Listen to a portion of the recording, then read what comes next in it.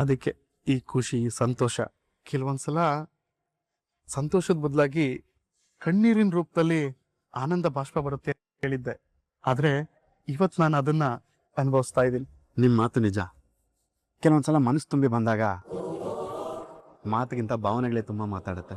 ಸತ್ಯ. ಇವತ್ತು ಚಾರು ಹೊತ್ತಿಗೆ ಇಷ್ಟು ಖುಷಿಯಾಗಿದ್ದಾರೆ, ನಾನಿಷ್ಟು ಸಂತೋಷವಾಗಿದ್ದೀನಿ ಅನ್ನೋದ್ ಕಾರಣನೇ ನಿಮ್ ಫ್ರೆಂಡ್.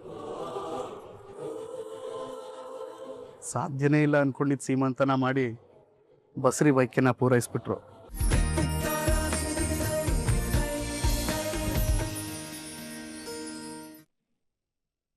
ಏನ್ ಮಾಡ್ತಿದ್ದ ನೀನು? ಎಷ್ಟೊತ್ತು ಕಾಯ್ಬೇಕು ನಾನು ಇವ್ನಿಗೆ?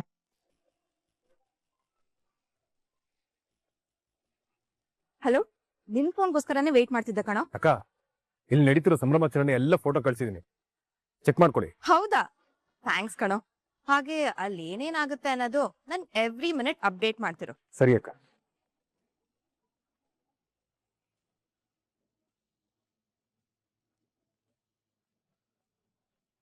ಈ ಫೋಟೋಸ್ನೆಲ್ಲ ಈಗ್ಲೇ ರುಕ್ಕುಗ್ ಸೆಂಡ್ ಮಾಡ್ತೀನಿ, ಬೆಂಕಿ ಹಚ್ಚಕ್ಕೆ. ಆಮೇಲೆ ಈ ಫೋಟೋಗಳೇ ಸಣ್ಣ ಬೆಂಕಿ ಕಿಡಿನ ಕಾಡ್ಗಿಜ್ಜಾಗಿ ಬದಲಾಯಿಸಿ.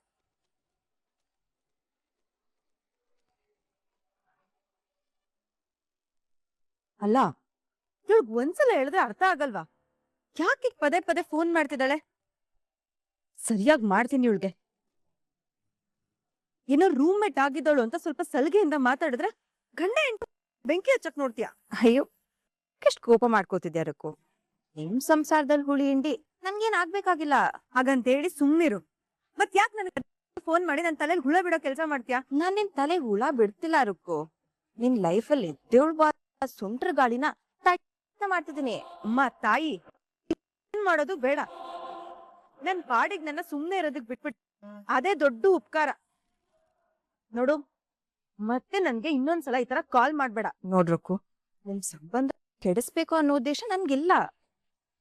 ನಿನ್ಗೆ ಎದುರಾಗೋ ಅಪಾಯದಿಂದ ಎಚ್ಚೆತ್ತ ಹೇಳೋ ಪ್ರಯತ್ನ ಮಾಡ್ತಿದ್ದೀನಿ.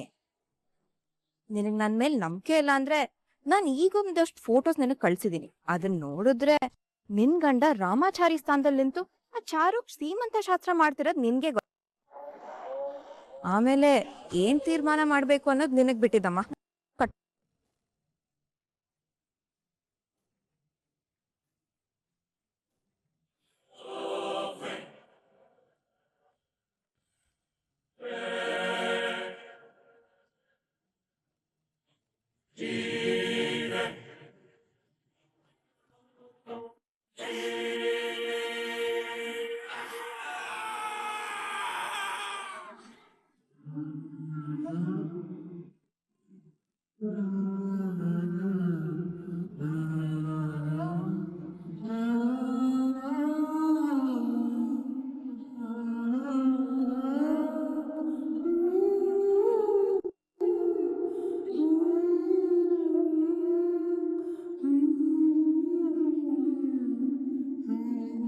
ಮುರಾರಿ ಅವರೇ, ಈ ಹೆಣ್ಮಕ್ಳ ಪ್ರೋಗ್ರಾಮ್ ಅಲ್ಲಿ ಗಂಡ್ ಮಕ್ಳಿಗೆ ಏನ್ ಕೆಲಸ ಅಂತ ಗೊತ್ತಾಗ್ತಾ ಇಲ್ವಲ್ಲ? ನೋಡ್ಕೋ ಮುಂದೆ ನಿನ್ ಜೀವನದಲ್ಲೂ ಇಂಥ ಸಂದರ್ಭ ಬಂದಾಗ ಹೇಗೆ ಏನೇನ್ ಮಾಡ್ಕೋಬೇಕು ಅಂತ ಈಗ್ಲಿಂದನೇ ತಿಳ್ಕೋ. ಹಲೋ, ಎಕ್ಸ್ಕ್ಯೂಸ್ ಮೀ, ನನಗಿಂತ ಸೀನಿಯರ್ ತಾವಿರ್ಬೇಕಾದ್ರೆ ಮೊದ್ಲು ನಿಮ್ ಈ ತರ ಕಾರ್ಯಕ್ರಮ ಆಗೋದು ಅಲ್ಲ, ಸಾರಿ, ಕಾರ್ಯಕ್ರಮ ಆಗೋದು ಅದ್ ಸಾಧ್ಯನೇ ಇಲ್ಲ. ನನ್ ಮದ್ದಿನ ಪರಮ ಭಕ್ತ. ಮದುವೆ ಅನ್ನೋದು ನನ್ನ ಜೀವನದಲ್ಲಿ ಸಾಧ್ಯನೇ ಇಲ್ಲ.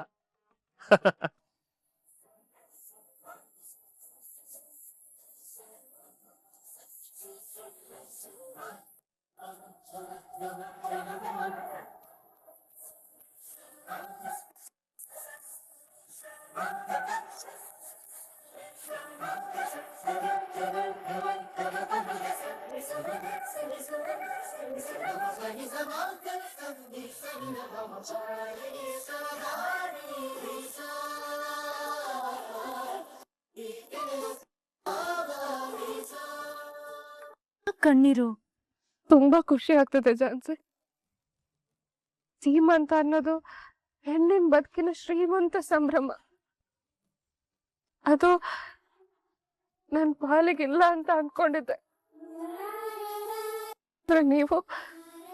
ನೀವೇ ಮುಂದೆ ನಿಂತು ನನ್ ಸೀಮಂತ ಮಾಡ್ತಿದ್ದೀರ. Thank you so much Jhansi. ಹೌದು ತಂಗಿ, ಇದಕ್ಕೆಷ್ಟು ಕೃತಜ್ಞತೆ ಹೇಳಿದ್ರು ಸಾಲಲ್ಲ. ಅಣ್ಣ, ಥ್ಯಾಂಕ್ಸ್ ಯಾಕೆ ಹೇಳ್ತೀಯ? ಇದು ನಮ್ ಪಾಲಿಗೆ ಬಂದಿರೋ ಪುಣ್ಯ, ನಾವ್ ಮಾಡಲೇಬೇಕಾಗಿರೋ ಕರ್ತವ್ಯ.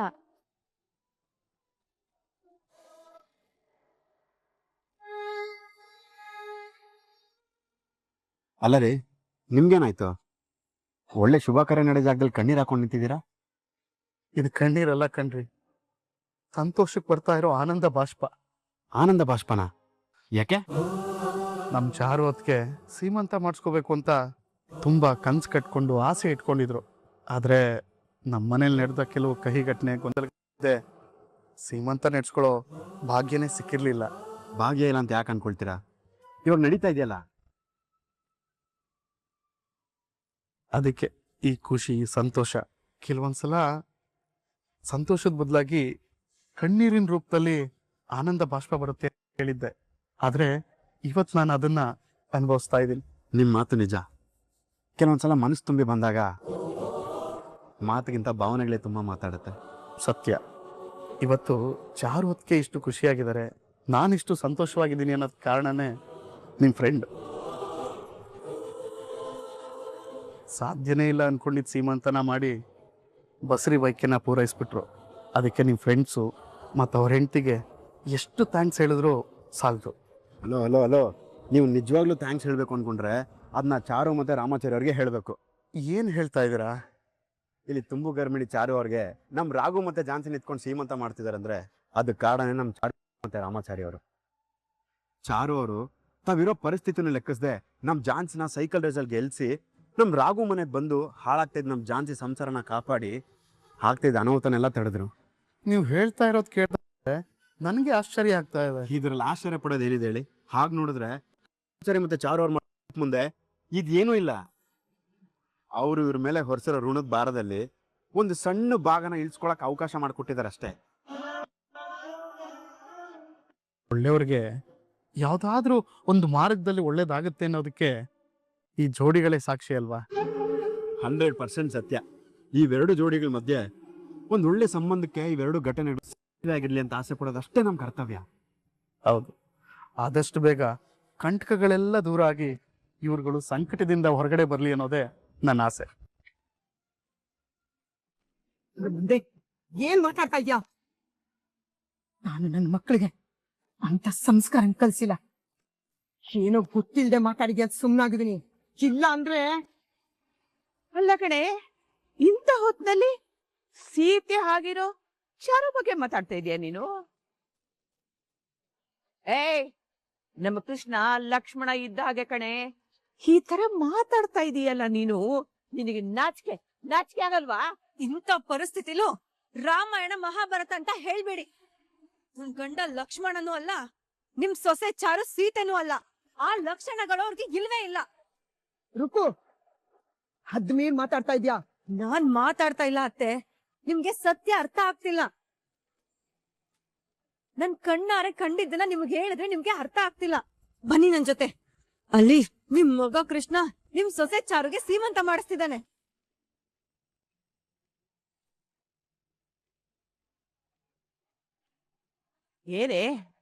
ಏನೇ ಮಾತಾಡ್ತಾ ಇದೀಯಾ? ನಿನ್ನ ಮಾತಿನ ಮೇಲೆ ಸ್ವಲ್ಪ ನಿಗಾ ಇದೆಯಾ? ನಾನ್ ಯಾವ ಭ್ರಮೆಲೂ ಮಾತಾಡ್ತಾ ಇಲ್ಲ, ಇರೋದನ್ನೇ ಹೇಳ್ತಾ ಇದ್ದೀನಿ. ಸತ್ಯ ಯಾವಾಗ್ಲೂ ಕಹಿಯಾಗೆ ಇರುತ್ತೆ. ವಿಷಯ ಕೇಳಿ ನಿಮ್ಗಳಿಗೆ ಜೀರ್ಣಿಸ್ಕೊಳಕ್ ಆಗ್ತಾ ಇಲ್ಲ. ಇನ್ನು ನನ್ ಪರಿಸ್ಥಿತಿ ಏನು ಅಂತ ಯೋಚನೆ ಮಾಡಿದೀರಾ? ನನ್ಗೆ ಮೋಸದ ಮೇಲೆ ಮೋಸ ಮಾಡ್ತಿದ್ದಾನೆ ನಿಮ್ ಮಗ ಕೃಷ್ಣ. ಅಲ್ಲಿ ಅವಳಿಗೆ ಸೀಮಂತಿದ್ದಾನೆ. ನನ್ ಹೊಟ್ಟೆಗೆ ಬೆಂಕಿ ಬಿದ್ದಾಗ ಆಗಲ್ವಾ? ಅಯ್ಯೋ ಅಯ್ಯೋ ಅಯ್ಯೋ, ನಿನ್ನ ಬಾಯಿ ಹುಳ ಬೀಳಿ ಅಲ್ವೇ? ನೀನ್ ಹೇಳಿದ್ದೆಲ್ಲ ನಂಬೋದಕ್ಕೆ ನಮ್ಮಿಬ್ರನ್ನೇನು ಮೂರ್ಖರು ಅಂತ ತಿಳ್ಕೊಂಡಿದ್ಯಾ ನೀನು? ನಂಬ್ಲೇಬೇಕು. ನಿಮ್ ಕಣ್ಣಾರೆ ನೋಡಿ.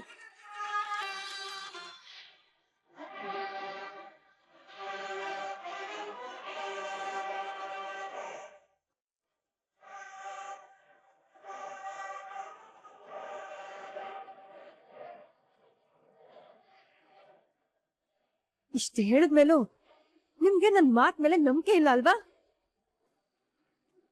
ಅದ್ ಎಲ್ ನಡೀತಾ ಇದೆ, ಯಾಕೆ ನಡೀತಾ ಇದೆ ಅಂತ ನನಗ್ ಗೊತ್ತು. ಬನ್ನಿ ತೋರಿಸ್ತೀನಿ.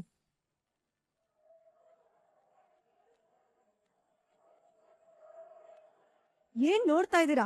ಕಣ್ಣಾರೆ ನೋಡೋರಂತೆ ಬನ್ನಿ, ಆಮೇಲೆ ಮಾತಾಡೋರಂತೆ. ನಡಿ ಹೋಗೋಣ. ತಂಗಿ ರಾಘವೇಂದ್ರ ಅವರೇ, ಈ ಸೀಮಂತ ಶಾಸ್ತ್ರನ ಇನ್ನೂ ಶ್ರೀಮಂತಗೊಳಿಸಿದ್ದಕ್ಕೆ ನಿಮ್ಮಿಬ್ರಿಗೂ ಥ್ಯಾಂಕ್ಸ್.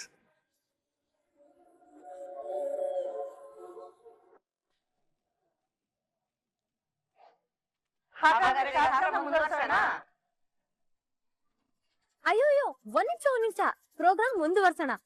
ಅದಕ್ಕೂ ಮುಂಚೆ ಇನ್ನೊಂದು ಪ್ರೋಗ್ರಾಮ್ ಇದೆ. ಇನ್ನೂ ಒಂದು ಪ್ರೋಗ್ರಾಮ? ಹೌದು ಅಣ್ಣ, ಇವ್ ಸುಮ್ನೆ ಥ್ಯಾಂಕ್ಸ್ ಹೇಳಿದ್ರೆ ಸಾಕಾ?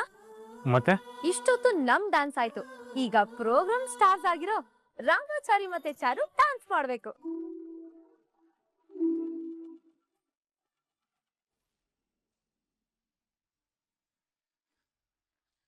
ಬಸ್ರಿ ಆಗಿರೋ ಹುಡುಗಿ ಡ್ಯಾನ್ಸ್ ಮಾಡೋದು ಹೇಗೆ? ಅಯ್ಯೋ, ಡ್ಯಾನ್ಸ್ ಮಾಡ್ಬೇಕಂದ್ರೆ ಡ್ಯಾನ್ಸೇ ಮಾಡ್ಬೇಕಂತ ಏನಿಲ್ಲ, ಒಂಚೂರ್ ಕೈಯೋ ಕಾಲೋ ತಲೆನೋ ಆಡ್ಸಿದ್ರೆ ಸಾಕು. ಈ ಡ್ಯಾನ್ಸ್ ಎಲ್ಲ ನನ್ನಿಂದ ಆಗಲ್ಲಪ್ಪ. ಅದೆಲ್ಲ ನನಗ್ ಗೊತ್ತಿಲ್ಲ, ಡ್ಯಾನ್ಸ್ ಮಾಡ್ಲೇಬೇಕು. ಫ್ರೆಂಡ್ಸ್, ಈಗ ಇವ್ರಿಬ್ರು ಡ್ಯಾನ್ಸ್ ನಿಮ್ಗೆ ನೋಡ್ಬೇಡ್ವಾ?